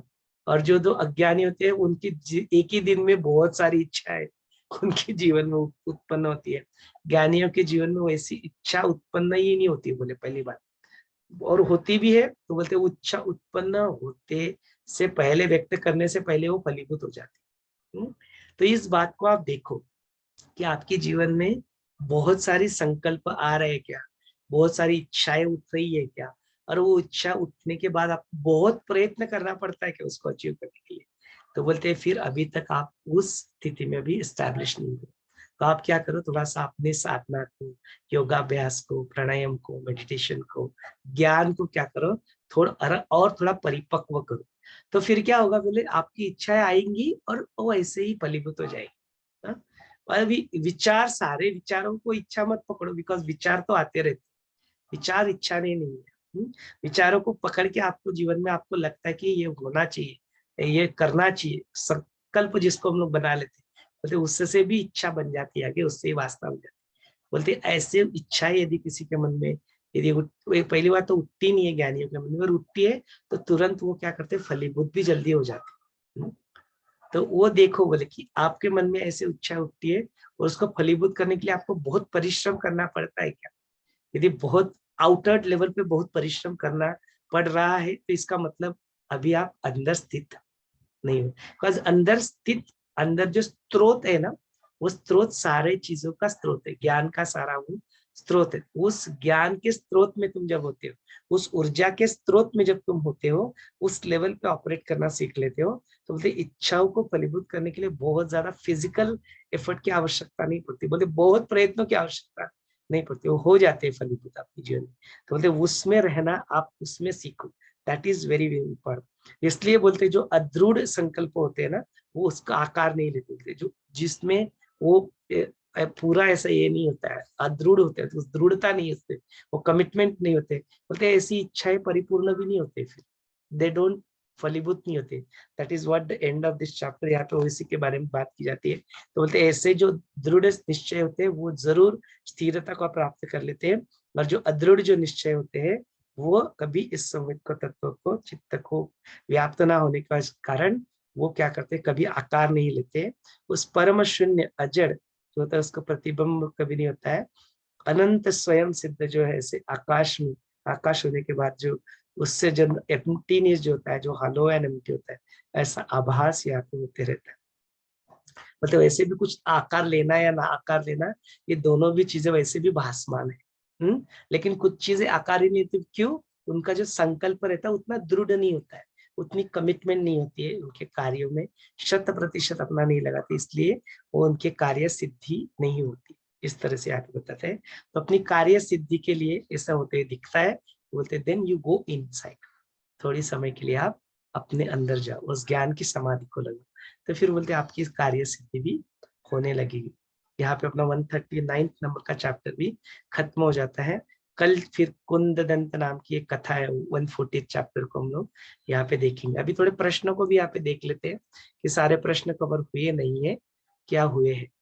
यहाँ पे जिनी जी का प्रश्न है, how can a Sikar reach the state of equanimous. कई सारे उपाय है हमने यहाँ पे डिस्कस किए।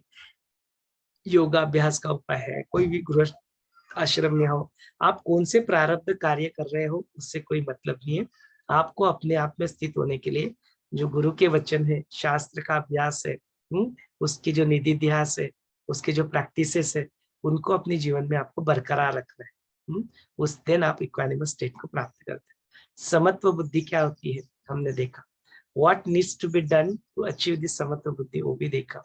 समत्व जो होता है वो पराकाष्ठा, जो उपशम की जो पराकाष्ठा होते हैं हमने देखा। वैराग्य, dispassion, why it is important देखा। सिद्ध और देव दो प्रकार के होते वो देखा। ज्ञानी पुरुषों के कर्म क्या होते देखा। सारे जो प्रश्न यहाँ पे पूछे गए थे वो कवर हो चुके हैं। यदि कुछ स्पेसिफिक प्रश्न आपके मन में यदि है तो जरूर आप यहाँ पे प्रस्तुत कर सकते हैं, और यदि आप अपने आप को व्यक्त करना चाहते हैं वो भी आप यहाँ पे कर सकते हैं। तो दोनों के लिए ये सत्र भी खुला है। Over to you all. If you have any questions, please do feel free to ask. If you want to express yourself about this knowledge, you can do that. Over to you.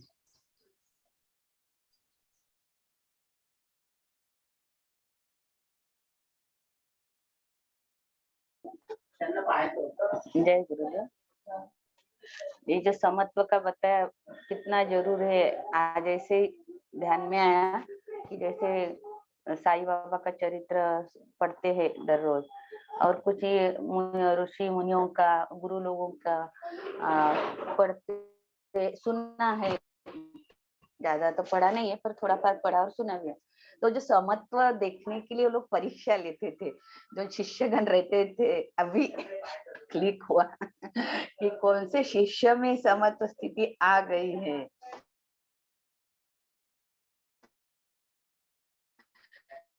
कोई भी माध्यम से, कोई भी, जब आश्रम में रहते थे या शिरडी में बाबा रहते थे, तो सही में इसमें पूरा आया है कि नहीं आया।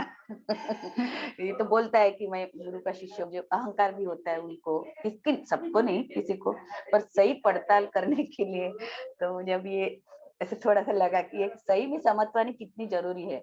और बाबा के चरित्र में आता है कि उन दिनों में लेप्रेसी डिसीज ज्यादा रहता था, आजकल नहीं दिखता है, तो घर में से निकाल देते थे। उनके सगे सोहरी उनकी सेवा नहीं करते थे, घर से बाहर निकाल देते थे, घर में रखते नहीं थे। तो ऐसे कुछ एक दो आते हैं, तो साईं बाबा एक दूसरे को बोलते थे, इसकी सेवा करते रहे, घर में रख। तो बोलते नहीं, मैं नहीं रखता। अरे ऐसे समझ कि मैं ही हूँ, ईश्वर है, तो कर तुझे, यानी वो फिर करती है। ऐसे नाम भी कुछ पता नहीं मुझे, और बाबा भी वो शिंदे नाम का एक रहता है शिष्य, उनके हाथ का खाते हैं, पीते हैं, तो उसमें से समत्व दृष्टि दिखाई देती है। मुझे भी लगा कि हमारी परिस्थिति है तो हमें भी इतनी समत्व स्थिति आनी चाहिए कि हम भी वो कर सके। सुनने में और बताने में तो अच्छा ही लगता है और इजी भी होता है, पर करने की जब प्रसंग आया करने का, तो हमें इतनी समस्त स्थिति आनी चाहिए, कोई भी आए तो हम उनकी सेवा ऐसे करनी आनी चाहिए हमें वो स्थिति की, वो भी आत्मा है।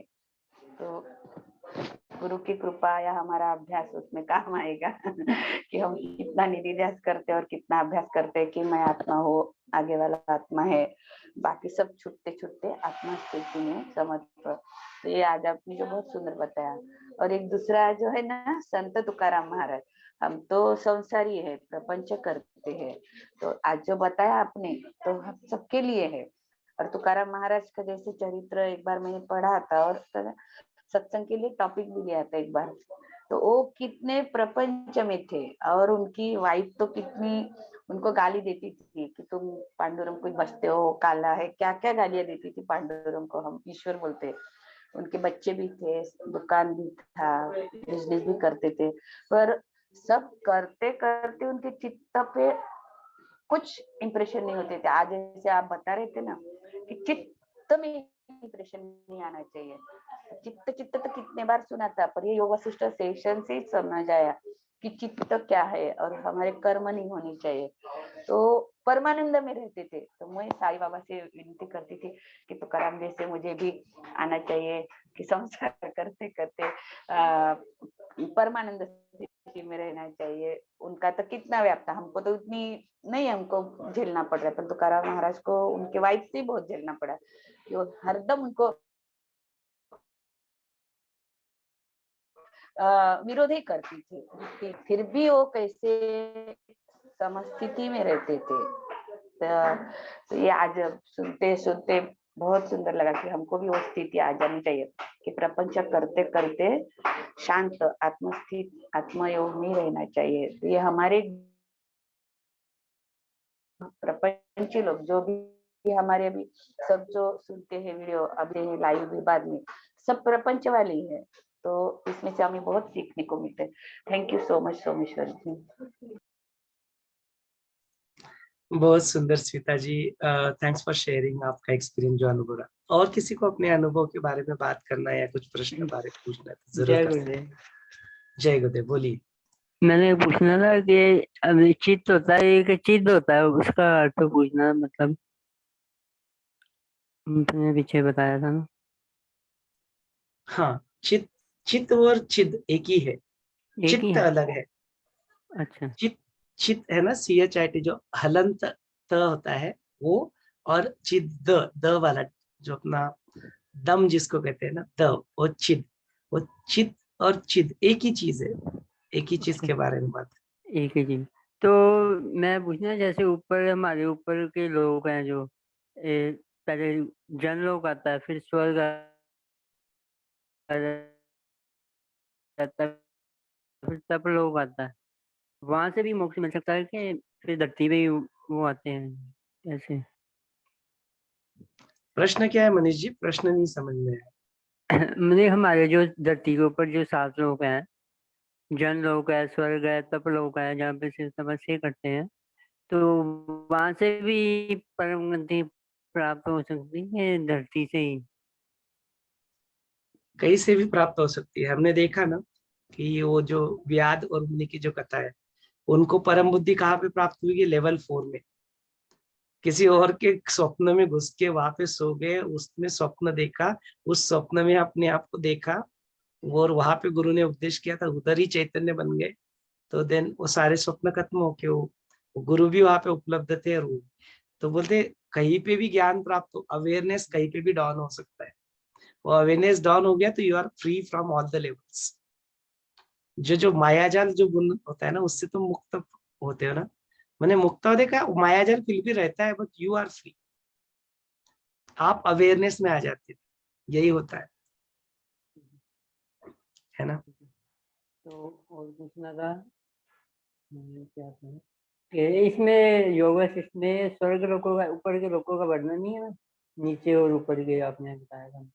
अरे वाह, कई बार आया ना वो 14 भुवनों के बारे में बात आई। यह लोक, परलोक, पाताल लोक, अच्छा भूलोक, स्वर्ग लोक, विष्णु लोक, अच्छा। ब्रह्म लोक, ना शिव लोक, कई सारे लोकों के बारे में हमने बात की।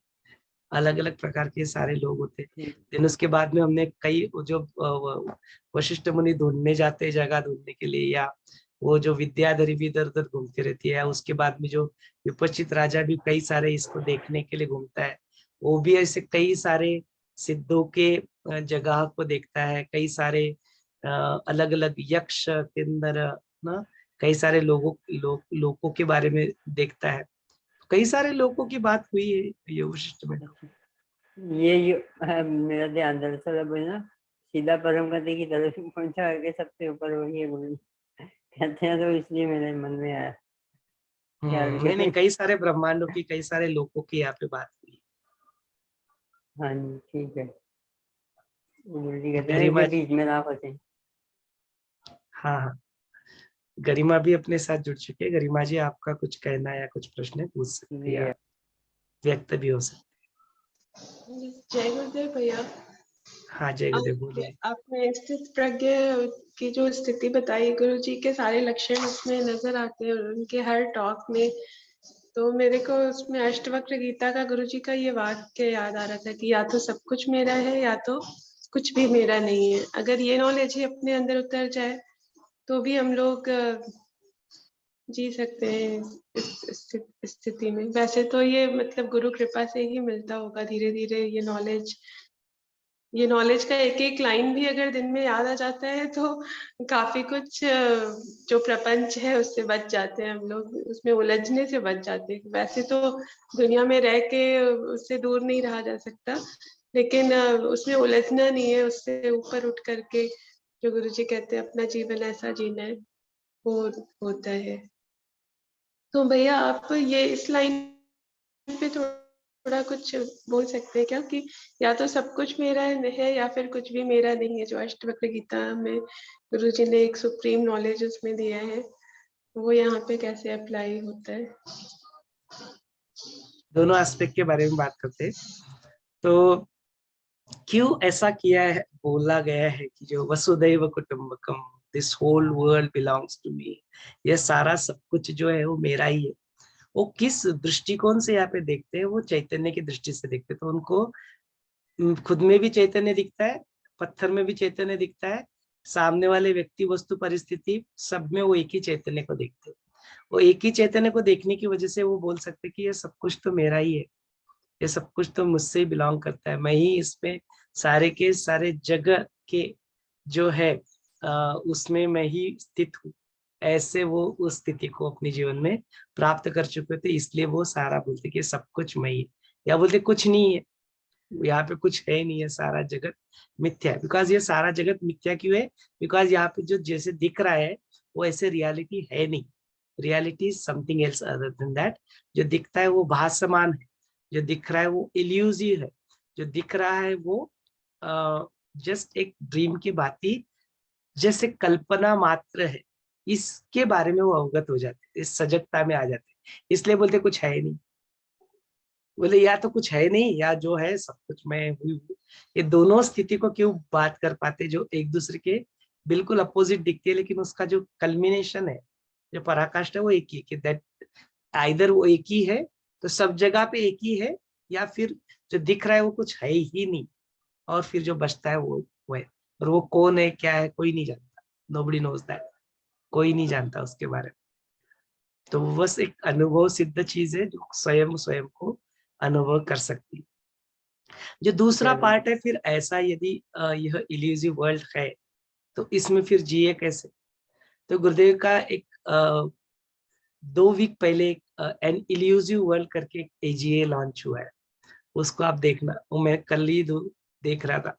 तो उसमें गुरुदेव फिर समझाते इस बात को कि देखो भाई, तुम क्या करो ना, इससे मुक्त होने के लिए बस तुम इस सजगता में आ गई कि ये माया है, बात खत्म ना। लेकिन अभी ये माया है, ये है, तो अभी 24/7 ऐसे करते रहोगे क्या, ये माया है, ये ऐसे, तो बोलते फिर तो पागल हो जाओगे, तुम्हें फिर वो भर्ती करना पड़ेगा मेंटल हॉस्पिटल में। बोलते वो नहीं, क्या करो पता है क्या, वो चीज करते करते करते करते ना एक लिमिट टूट जाएगा तुम्हारा। यू विल फील बस been there, done with that. ये बात होती है ना, वो आ जाए तो then come back to this, then come back to this. For example, अभी तुम मूवी देखने गए, है ना। अब मूवी देखने गए, टिकट निकाल लिया, अपने फैमिली के साथ, अपने दोस्तों के साथ वहां पे मूवी देख रहे हो, और हर क्षण अपने आप को रिमाइंड कर रहे हो, this is just a movie, this is just a movie. Can you enjoy that movie? नहीं ना। उस वक्त सब कुछ छोड़ के देखो ना तुम, you just be one with that movie and enjoy it fully. अब जब मूवी खत्म हो जाए, you come out of that, then don't hold on to movie. Do you hold on to movie then? बोलते don't hold on to movie, खत्म। वो जो था, जिस वक्त था वो एंजॉय किया, उस साथ एक रूप हो गए, बात खत्म। बाहर आ गए, बात खत्म, that's it, forget about it. Now you are new, you are doing your actions. आपके जो कार्य, आपको कार्य को बढ़ा। तो बोलते हैं कि वो हर क्षण उस स्थिरता में रहने का मतलब ये नहीं है कि जो तुम कार्य कर रहे हो, उन कार्यों को तुम एंजॉय नहीं कर रहे हो। यदि तुम देख लोगे कि ये सारा जो मूवी जो चल रहा है, बोलते it's all just elusive world, तो फिर तो तुम कुछ कार्य नहीं कर पाओगे, तुम्हारा कुछ मन नहीं लगेगा कुछ करने में। You will not be able to enjoy also. तो बोलते वो वाली स्थिति। तो ही also gives an example of Adi Shankaracharya. तो व्हेन द आदि शंकराचार्य एक्सप्लेन्स दिस, इसके बारे में बताते सबको कि सारा जगत मिथ्या है, दिस ऑल वर्ल्ड इज मिथ्या। और ये सब कुछ होते होते ना, सामने से एक बाघ आ जाता है, टाइगर आ जाता है। तो टाइगर आ जाता तो सब लोग दौड़ने लगते हैं अपनी जान बचा के। आदि शंकराचार्य भी दौड़ने लगते हैं। तो उनके जो शिष्य उनके साथ दौड़ते दौड़ते बोलते हैं, अरे व्हाई आर यू रनिंग? वो जो बाघ जो दिख रहा है ना, तो बोलते वो तो मिथ्या है, इल्यूसिव है। तो बोलते हाँ हाँ, माई थियरी जो है ना, इट स्टिल होल्ड्स ट्रू। वो जो मिथ्या है, वो तो बाघ मिथ्या है ना। बोलते मैं जो दौड़ रहा हूँ ना, ये भी मिथ्या ही है। तो बोलते ये सारा जो चीज है, वो सारे कार्य करते रहते, लेकिन उन कार्यों में फंसते नहीं। They will do the follow the protocol. अभी तुम प्रोटोकॉल को फॉलो नहीं करेंगे, बाघ आ रहा है सामने से, मिथ्या करके खड़े रहोगे, वो खा जाएगा तुम, है ना। तो तुम्हें इस शरीर को यदि प्रोटेक्ट करना है, तो तुम्हें वहां से पलायन करना पड़ेगा। ऐसी कुछ युक्ति को तुम्हें अपने जीवन में लाना पड़ेगा, जिससे तुम्हारा शरीर शरीर बना रहे। नहीं तो फिर विदेह मुक्ति, फिर छोड़ो इस शरीर को, खा लेगा तुम्हारा स्थूल शरीर। चित्त के साथ तुम नया शरीर धारण करना चाहते हो, करो, नहीं तो फिर विदेह मुक्ति को प्राप्त करो। द आइडिया इज दैट कि यदि स्थूल शरीर को मेंटेन करना है, तो सारी युक्तियों को तुम्हें करना पड़ेगा, despite of that you are very clear कि this world is so illusive. लेकिन उस वर्ड के कार्य तो तुम्हें, वो लॉज ऑफ फिजिक्स तो वहां पे अप्लाई होंगे, it will work for you. But always if you are सजगता में हो, अवेयरनेस में हो, तो यू नो दैट कि ऐसे कुछ जीवन में चीजें है जहाँ पे वो क्वांटम मैकेनिक्स, वो नो क्वांटम फिजिक्स, वो लॉज ऑफ फिजिक्स ब्रेक हो जाते हैं। उसके there are some other laws that also can exist. Yes, सजगता यदि जीवन में आ जाए, तो तुम क्या करोगे, इसमें स्टक नहीं हो जाओगे। You will not be stuck into आज जो सारा जो मोह में लोग अटक जाते हैं, काम क्रोध लोभ मद मोह मद से विकारों में अटक जाते हैं, बोलते वो सुख दुख में अटक जाते हैं, उसमें नहीं अटकोगे, उससे मुक्त प्राप्त कर ले। तो इसलिए ये अवेयरनेस जो है ना वो सजगता बनी रहे बस। But it doesn't mean that कि 24/7 उसी का जाप जप करते रहे, उसको जपने की रटने की आवश्यकता नहीं है। Does that make it clear ना? मूवी देख रहे हो, एंजॉय करो। अभी दो तुम ये कर रहे हो, तुम तो अपने इसके साथ बैठे हो, बीबी के साथ बैठे हो, अपनी गर्लफ्रेंड बैठे हो, तुम बोलेगा it's all Maya, it's all world, वो तो थप्पड़ लगा के भगा देगी तुमको। Otherwise she will search for new choice, है ना? ऑल्टरनेटिव उसके पास बहुत अवेलेबल है इस दुनिया में, she will go for the another choice. बोलते उस बात को समझो, you do give your 100% in what you are doing in that moment without getting affected out of it। ये बात करनी। तो जीवन जियो, ये जीवन बोलते हैं उत्सव है मनाने के लिए। ये सारा जो ब्रह्मांड का जो क्रिएशन है, इट्स फॉर यूर, तुम्हें सर्व करने के लिए बैठे। They are all there to serve you. You enjoy it, there is nothing wrong, don't get stuck in it. There is a difference between getting stuck and, बोलते कृष्णा ने भी सब कुछ एंजॉय किया ना। कृष्णा ने सब कुछ किया, जब जरूरत पड़ी तो शस्त्र भी उठाया, जब जरूरत पड़ी तो पॉलिटिक्स पूरा खेला, जरूरत पड़ी तो युक्ति को यूज किया, जरूरत किया तो प्रेम भक्ति सब कुछ किया। मतलब इसलिए सारी जो कलाएं थी, सारी की सारी 16 की 16 कलाएं उनमें थी। उन्होंने सारी 16 कलाओं का अपने जीवन में क्या क्या उपयोग किया। तो इस जीवन को क्या करना है ना, अपने जीवन को उपयोगी बनाना। योगी बनके उपयोगी बनाओ, भोगी बनके उपभोग में मत फंसो, और दुरुपयोगी बनके दुरुपयोग तो बिल्कुल नहीं करना। यही करना है जीवन में। तो क्या करो, योगी बनो और उपयोगी बनो। योगी बनके उपयोगी बनना। व्हाट डू यू से?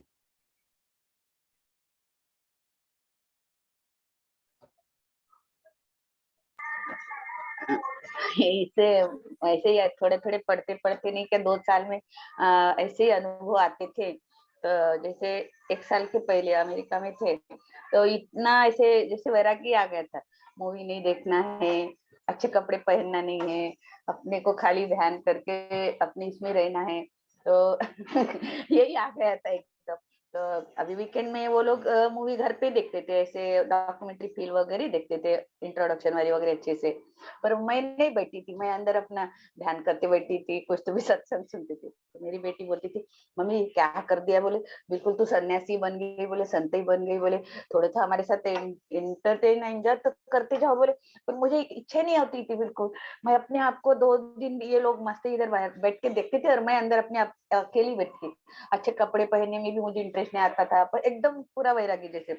पर गुरुदेव का एक दिन नाली जैसे अष्टावक्र गीता सुन रही थी, तो बोले ऐसे कोई जरूरत नहीं है बोले कि सब छोड़ने की, बोले ऐसे नहीं, बोले अच्छे से एंजॉय करना, बोले एकदम क्लिक हो गए। और उसमें से मैं बाहर आ गई। नहीं तो मैं कुछ दिन तो बिल्कुल महीना भर तो वैसी थी बिल्कुल। पर आपने वही आज बात दोहराई कि नहीं, योगी बनो और उपयोगी बनो। तो आज अभी योग वशिष्ठ सुनते सुनते नहीं कि अभी एक एक पॉइंट अच्छे से और भी क्लियर होते जाते। करना है सब, सबके साथ रहना भी है, पर अंदर से आत्मा बन के रहना है, आत्मस्थित में। तो ये बहुत आप सुंदर, आज भी गरिमा के निमित्त से आपने बहुत सुंदर एक्सप्लेन किया। मैंने मेरा अनुभव थोड़ा सा शेयर कर लिया। Thank you. जय गुरुदेव भैया। स्मिता जी ने बहुत अच्छा बताया। ऐसी स्थिति आ जाती है अक्सर करके, और फिर आसपास के लोग ऐसा सोचते हैं कि मतलब इनका तो ऐसा ही हो गया है कि इनको किसी चीज में इंटरेस्ट ही नहीं लेना है। तो बहुत अच्छा गुरुजी ने अभी एक किसी ने प्रश्न पूछा था कि अगर ये माया है, इल्यूजन है, तो फिर कैसे रहे इसके साथ, या इसको कैसे समझे? फिर तो लगेगा कि मतलब सब बेकार। गुरुजी ने कहा नहीं, ऐसा इसको नकार नहीं सकते कि ये है ही नहीं। इट इज लाइक कि एक बहती हुई, बहुत तेज गति में बहती हुई नदी है। तो जो पानी तुमने अभी देखा, क्या वही पानी अगले क्षण है? ऐसा नहीं है।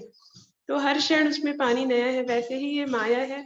और फिर उस दृष्टि से देखने की कोशिश करते तो मेरी समझ में ये आया कि इतनी तेजी से सब कुछ बदल रहा है कि उस चेंज को हमारी आईज एनालाइज नहीं कर पा रही है, कि वो जो क्वांटम फिजिक्स में जो चीज बोली गई है कि सब कुछ बदल रहा है, बट जैसे पेड़ का पत्ता भी है वो धीरे धीरे पीला हो रहा है, बट उसमें इतने सूक्ष्म लेवल पे वो चेंज आ रहा है कि वो हमारी दृष्टि से नजर नहीं आता। और इसलिए बस ये नॉलेज बस मतलब जो अपनी 5 इंद्रियां हैं उनसे उस नॉलेज को पकड़ा नहीं जा सकता। तो जो मेडिटेशन के थ्रू या जो भी एक्सपीरियंस के लेवल पे हम लोग कर सकते हैं, और इसको वो बहती हुई नदी के एग्जाम्पल से हमेशा कोरिलेट करेंगे तो अच्छा एक एग्जाम्पल है मेरे ख्याल से कि नहीं, बहुत सुंदर गरिमा जी, बिल्कुल। मतलब जो भी है, जो होना है वो हो रहा है, यह स्पष्ट रूप से भी दिखाई भी देता है कि जो जो उद्देश्य जो है इस शास्त्रों का, गुरु का जो अपने जीवन में है, वो उद्देश्य सफलता की ओर बढ़ते हुए जरूर आपकी वाणियों में यहाँ पे सुनने को मिलता है। तो दैट्स वेरी गुड, फैंटास्टिक। और किसी को अपने आप को यहाँ पे व्यक्त करना है, कुछ पूछना है, कुछ चर्चा करनी है, तो जरूर आप कर सकते हैं। हाँ रोहिणी जी, वो तो मला हे आजचं वाक्य ना खूप आवडलं. योगी बनके उपयोगी बनो.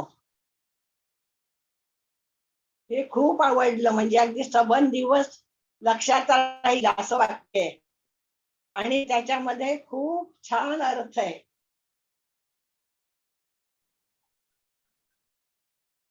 हो आजी, बरोबर आहे. तेच करायचं ना आपल्याला. अपने जीवन में अपना उद्देश्य क्या है? कोई और उद्देश्य हो सकता है क्या? कोई और उद्देश्य नहीं। जो गुरु के मार्ग पे, जो पथ पे चल के बोलते योगी बन के उपयोगी बनो। और वो तुम किसी भी अवस्था में कर सकते हो। आप गृहिणी हो, शादीशुदा हो, संन्यास ले चुके हो, बिजनेस कर रहे हो, कुछ भी आपका जो प्रारब्ध है, जो कार्य कर रहे हो, लेकिन क्या कर रहे हो? योगी बन के उपयोगी बन रहे हो, है ना? वो आवश्यक है। सिर्फ भोग में भोगी तो फिर क्या, तो वो तो कई जन्मों से वही करते आए। हाँ, भोगी बन के भोग, उपभोगी लेते रहे सब कुछ। अच्छे कार्य करो, फिर पैसा कमाओ, अच्छे कार्य करो, पुण्य कमाओ, उसका उपभोग लो। फिर से वही खत्म हो जाएगा, फिर से वही, फिर से खत्म हो जाएगा, फिर से वही। कब तक करोगे? और बीच में भूल गए तो फिर दुरुपयोगी भी बन जाओगे। Get to forget this knowledge, then वो भी प्रॉब्लम हो जाएगा। तो बोलते इन सारी चीजों से अटकने के लिए जीवन मुक्त बन जाओ। कब बनोगे? अब और 10 बार योग वशिष्ठ पढ़ने के बाद नहीं, अब इसी क्षण में मुक्त हो जाओ। हो जाओ भी नहीं, हो, इसको मान लो, या तो जान लो या तो मान लो।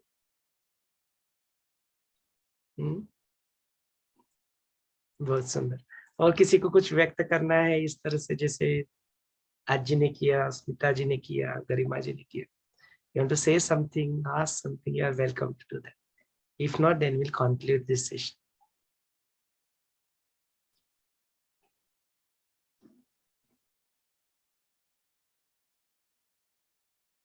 चलिए आज के इस सत्र को यहीं पे रोक लेते हैं, ताकि पुनः एक बार हम लोग कल मिल पाए। टुडे वी आर ऑन क्या, थर्सडे है ना? संडे को अपना कंक्लूड हो जाएगा ये। तो Friday, Saturday and Sunday 3 more sessions. 154 था टोटल, 157 वीडियोस है। तो आखिरी दिन तो it will be a celebration. तो सेलिब्रेशन की भी अपनी कुछ अवस्था यहाँ पे बताई गई है, तो उसके बारे में कल चर्चा करेंगे, how we can prepare for the celebration. तो आखिरी चैप्टर में यहाँ पे बताते हैं कि ऐसे कुछ ग्रंथ की जो समापन होता है, समाप्ति होती है, तो उसको कैसे अपना उत्सव के रूप में मनाना चाहिए। So that will talk tomorrow. आज के लिए इस सत्र को यहीं पे रोक लेते हैं। जय गुरुदेव।